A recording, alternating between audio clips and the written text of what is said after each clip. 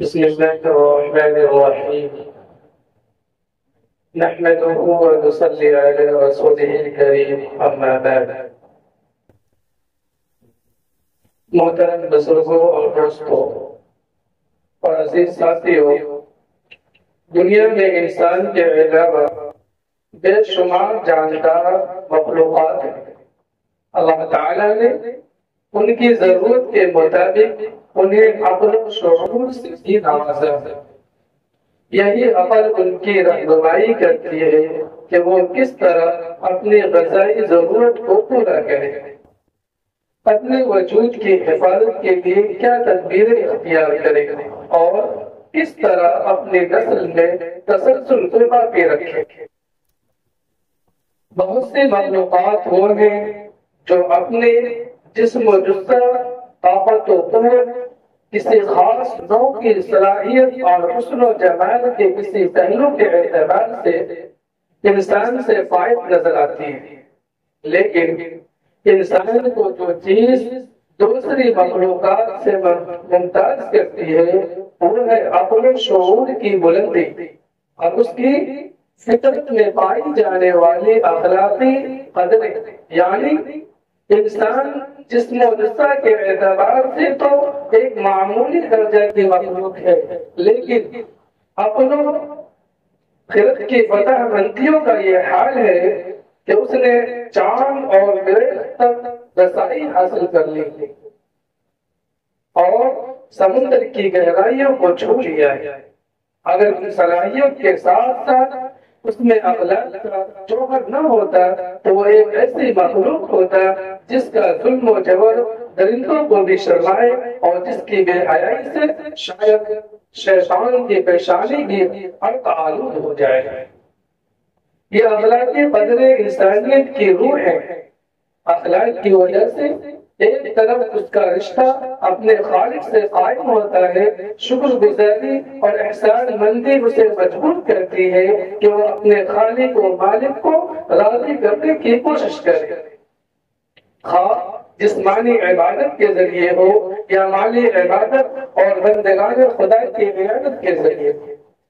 دوسری طرف انسان اور دوسری مخلوقات کے لیے محبت کا جذبہ پیدا ہوتا ہے اور انسان بے غرض ہو کر دوسرے انسانوں کی خدمت اور راحت رسانی کے کام کرتا ہے۔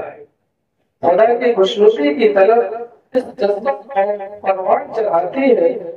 اس لیے جن لوگوں کا فکری رشتہ مذہب سے استوار رہتا ہے وہ خیر اور بھلائی کے کام میں آگے رہتے ہیں، اس لیے کہ انسانی خدمت کو ہر مذہب میں اہمیت دی گئی ہے۔ رسول اللہ صلی اللہ علیہ وسلم نے نہایت مؤثر تعبیر میں اس کا ذکر فرمایا ہے۔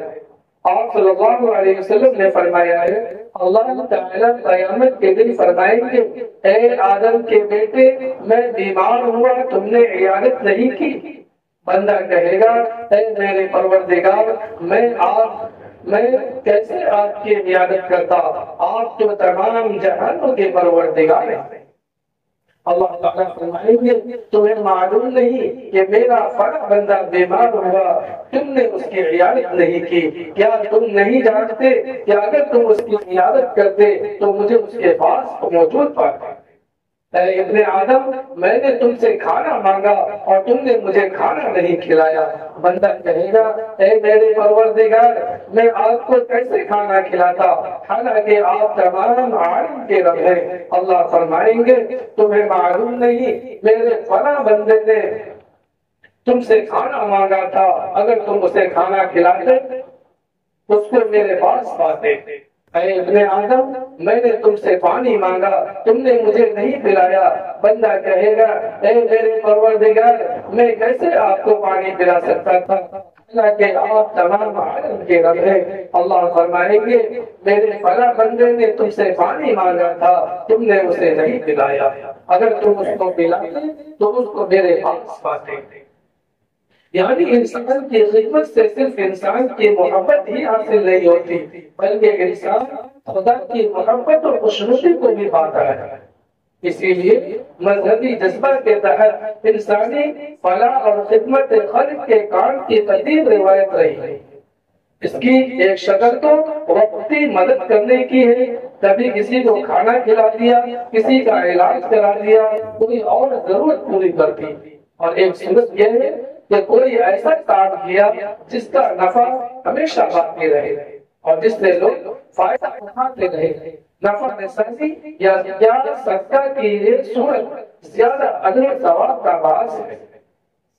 پیغمبر اسلام صلی اللہ علیہ وسلم نے ارشاد فرمایا، جب انسان دنیا سے گزر جاتا ہے تو عمل کا رشتہ اس سے کٹ جاتا ہے، سوائے تین صورتوں کے، یا تو صالح اولاد کو چھوڑ کر جائے جو اس کے لیے دعا کا اہتمام کرے، یا اس نے کوئی ایسا علمی کام چھوڑا ہو جس سے لوگوں کو نفع پہنچتا ہے، خواہ شاگردوں کی صورت میں ہو، تصنیفات کی صورت میں ہو، یا تعلیمی اور اشاعتی اداروں کی صورت میں۔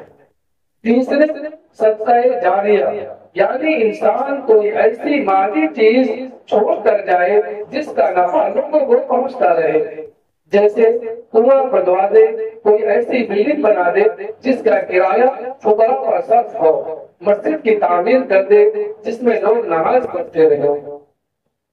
صدقہ جاریہ کی یہ صورت کو شریعت اسلامی میں وقف کہتے ہیں۔ حدیث و سیرت کی کتابوں سے معلوم ہوتا ہے کہ سب سے پہلا وقف خود رسول اللہ صلی اللہ علیہ وسلم نے فرمایا۔ جب آپ صلی اللہ علیہ وسلم مدینہ منورہ تشریف لائے تو سب سے پہلے تعمیر مسجد کی فکر فرمائی اور حضرت سعد اور سہیل رضی اللہ عنہما کی زمین خرید کر مسجد کے لیے وقف کر دی۔ مسجد کے علاوہ انسانی خدمت کے لیے بھی وقف کا سلسلہ آپ صلی اللہ علیہ وسلم نے شروع فرمایا۔ مخیرین نامی صاحب نے اپنی اراضی کی رسول صلی اللہ علیہ وسلم کے لیے وصیت کی تھی، آپ صلی اللہ علیہ وسلم نے اسے وقف فرما دیا۔ اس کے علاوہ بھی آپ صلی اللہ علیہ وسلم نے بعض اراضی وقف کی ہے۔ حضرت عائشہ رضی اللہ عنہا سے روایت ہے کہ آپ صلی اللہ علیہ وسلم نے مدینہ کے اپنے 7 باغات کو بنو ہاشم اور بنو مطلب پر وقف فرما دیے تھے۔ اکثر اکابر صحابہ نے اپنی اپنی گنجائش اور صلاحیت کے مطابق وقف فرمایا ہے۔ حدیث کی کتابوں میں اس کا ذکر موجود ہے، لیکن وقف سے استفادہ کے لیے شرائط و حدود کی تعین اور تولیت کے سلسلہ میں اصول مقرر کرتے ہوئے سب سے پہلے حضرت عمر فاروق رضی اللہ عنہ نے وقف فرمایا۔ جب انہیں خیبر کی زمین میں حصہ ملا تو انہوں نے رسول اللہ صلی اللہ علیہ وسلم کے مشورہ سے اسے نہ صرف فرما دیا بلکہ اس کے لیے باضابطہ وقف نامہ بھی تحریر فرمایا۔ آپ نے وضاحت کر دی کہ کھجور کے اس باغ کو جو سبز کہلاتا ہے نہ بیچا جا سکے گا، نہ کسی کو ہبہ کیا جا سکے گا، اور نہ اس میں میراث جاری ہوگی۔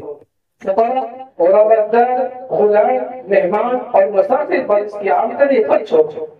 متولی کے لیے بھی گنجائش ہوگی کہ اس میں سے کھائے یا دوست و احباب کو کھلائے، لیکن جمع کر کے رکھنے کی اجازت نہیں ہوگی۔ آپ نے تولیت کے بارے میں بھی متعین فرما دیا کہ ام المؤمنین حضرت حفصہ رضی اللہ عنہ اس کی متولی ہوگی، اور حفصہ رضی اللہ عنہ کے بعد خاندان کے اہل رائے متولی ہوگی۔ چنانچہ غالباً حضرت حفصہ رضی اللہ عنہ کے بعد حضرت عبداللہ بن عمر رضی اللہ عنہ متولی ہوئے۔ وہ اس میں سے مکہ سے مدینہ آنے والے ضرورت مندوں کو تحائف بھی دیا کرتے تھے۔ اسی تفصیل و وضاحت کے اعتبار سے حضرت عمر رضی اللہ عنہ کے وقف پہلا وقف قرار دیا جاتا ہے۔ وقف پر نہ وقف کرنے والے کی ملکیت باقی رہتی ہے، نہ اس پر متولی کی ملکیت ہوتی ہے، اور نہ ان لوگوں کی جن کو اس نے نفع اٹھانے کا حق دیا گیا ہے، بلکہ وقف کے بارے میں شریعت اسلامی کا تصور یہ ہے کہ براہ راست اللہ تعالیٰ کی ملکیت ہوتی ہے۔ چونکہ اسلام میں صرف عبادت ہی کار ثواب نہیں ہے بلکہ انسانی خدمت میں بعض اجر و ثواب ہے، اس لیے وقف کا دائرہ بہت وسیع ہے۔ جیسے فقراء کو نفع پہنچانے والی چیزوں کا وقف درست ہے، اسی طرح ایسا وقف بھی درست ہے جس سے فقراء اور مالدار دونوں فائدہ اٹھا سکے، یہاں تک کہ خود اپنی اولاد پر وقف کرنا بھی درست۔ چنانچہ مدارس، مساجد، یتیم خانے، غربا کی امداد کے لیے قائم کیے ہوئے ادارے، دینی یا عصری تعلیم کے خیراتی ادارے، مریضوں کے علاج، بیوار کی کفالت اور اس طرح کے مقاصد کے لیے قائم ہونے والے ادارے جن کا مقصد تجارت کرنا اور کسی کے لیے مادی نفع حاصل کرنا نہ ہو، وہ سب کے سب اوقاف میں داخل ہیں۔ اس لیے اگر ایسی املاک یا ایسے اداروں پر ٹیکس عائد کیا جائے جو وقف کے ہوں گے تو گویا یہ خدا پر ٹیکس لگانے کے مترادف ہوگا، کیونکہ وقف براہ راست اللہ کی ملکیت ہے۔ برطانوی عہد کی حکومت بہار نے 1937 میں زرعی آمدنی پر ٹیکس کے لیے بل پیش کیا۔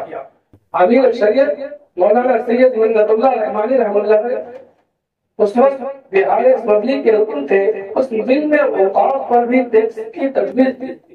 مولانا ابو المحسن محمد سجاد صاحب رحمۃ اللہ علیہ کی ہدایت پر آپ نے اس کے خلاف اسمبلی میں مدلل تقریر فرمائی، نیز قرآن و حدیث اور فقہ اسلامی کے حوالے سے ثابت کیا کہ اوقاف پر ٹیکس عائد کرنا شریعت اسلامی کے خلاف ہے۔ آخر کانگریس پارٹی نے مولانا ابوالکلام آزاد رحمۃ اللہ علیہ پر اس کا فیصلہ چھوڑ دیا۔ مولانا آزاد نے مولانا سجاد صاحب رحمۃ اللہ علیہ اور مولانا رحمانی وغیرہ سے تبادلہ خیال کے بعد طے کیا کہ اوقاف پر ٹیکس عائد کرنا شریعت اسلامی کے خلاف ہے۔ یہ تو ماضی کی بات ہوئی، اس وقت موجودہ حکومت وقف کی حیثیت اور نوعیت ہی بدل دینا چاہتی ہے۔ اس کے لیے پرسر افدار طبقے نے وقف ترمیمی بل پیش کیا ہے جس کی شرطیں ایسی ہیں کہ ان کی وجہ سے وقف ایک بڑی حد تک ناکارہ ہو جائے گا اور وقف کی تعین کا معاملہ بھی واقف کے ہاتھ سے نکل کر سرکاری افسران کے ہاتھوں میں چلا جائے گا۔ وقف ترمیمی بل کے مشمولات ایسے ہیں جن سے یہ اندازہ لگانا کچھ بھی مشکل نہیں کہ وقف جائیدادوں پر قبضے کی راہ ہموار کی جا رہی ہے اور ایسا راستہ اختیار کیا جا رہا ہے جو وقف جائیدادوں کے لیے نہایت نقصان دہ ہوگا۔ آل انڈیا مسلم پرسنل اوارڈ نے اس سلسلے میں کوششیں اور تدبیریں کی اور الحمدللہ اس کا اچھا نتیجہ بھی ظاہر ہوا۔ پارلیمنٹ میں وقف ترمیمی بل پر زوردار بحث ہوئی اور یہ بل پارلیمنٹ سے منظور نہیں ہو سکا، اسے جوائنٹ پارلیمنٹری کمیٹی کے حوالے کر دیا گیا ہے جس میں 21 ارکان ہوں گے۔ اس سلسلے میں حضرت مولانا فضل الرحیم مجدد صاحب بتاتے ہیں اس ثقافتی بیان سے اس معاملے کی مزید وضاحت ہو سکے گی۔ اگست 2024 کے شروع میں بورڈ کے ذمہ داران، ملی جماعتوں کے سربراہان اور لیگل کمیٹی کے ارکان کی ایک آن لائن میٹنگ صدر محترم حضرت مولانا خالد سیف اللہ رحمانی صاحب کی صدارت میں منعقد ہوئی، جس میں وقف ترمیمی بل 2024 کے سلسلہ میں طے کیا گیا کہ تمام اپوزیشن پارٹیوں کے سربراہان اور NDA کی علی پارٹیوں کے نمائندہ اور ذمہ داروں سے ملاقات کی جائے۔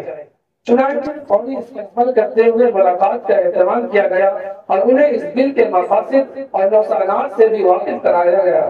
نیز تمام مسلم ارکان پارلیمان اور دیگر سیاسی سربراہان کو خطوط بھی بھیجے گئے۔ اس بل میں وقف ایکٹ کو کمزور کرنے، وقف جائیدادوں پر قبضے کی راہ ہموار کرنے، وقف بورڈ کی حیثیت گھٹانے، وقف لوٹر اور سروے کمشنروں کے اختیارات کلکٹروں اور پٹواریوں کو منتقل کرنے کے علاوہ کئی ایسی ترمیمات لائی جا رہی ہے جس سے کہ وقف ایکٹ کی معنویت اور افادیت گھٹ رہ جائے گی۔ اسی طرح صرف وقف ایکٹ کا نام نہیں بدلا جا رہا بلکہ سینٹرل وقف کونسل اور وقف بورڈوں میں مختلف لوگوں کی نمائندگی کے لیے بھی ایسا ضابطہ لایا جا رہا ہے جس سے کہ ان دونوں اداروں کی گرفت ڈھیلی پڑ جائے۔